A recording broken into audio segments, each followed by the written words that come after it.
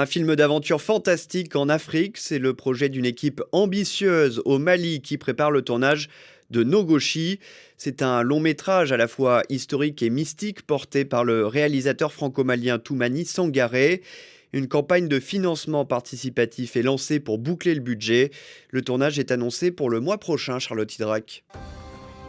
Nogochi, ça veut dire la race humaine en Bambara, avec ce qu'elle peut avoir de pire. Nous sommes à la fin du 19e siècle en Afrique de l'Ouest. Toumani Sangaré, le réalisateur. C'est une période charnière. C'est la fin de la traite des esclaves aux États-Unis et en même temps le début de la colonisation en Afrique. Cette période finalement est très très riche. On a des premiers Noirs américains affranchis qui débarquent sur les côtes africaines et ces colons qui arrivent dans cette terre complètement sauvage, qui pour certains ont soif de pouvoir et de conquête. Bataille, trahison, sorcellerie. Après sa série à succès Taxi Tigui, Toumani Sangaré se lance dans son premier long métrage. Il nous promet un film d'aventure à mi-chemin entre Indiana Jones et Apocalypto de Mel Gibson sur la chute de la civilisation maya. On fait un film qui est complètement différent de ce qui a pu être fait jusqu'à présent en Afrique, sur le continent. On sentait vraiment qu'il y avait un genre encore à exploiter, à développer. L'univers ouest-africain et du Mali est d'une richesse incroyable, de mysticisme,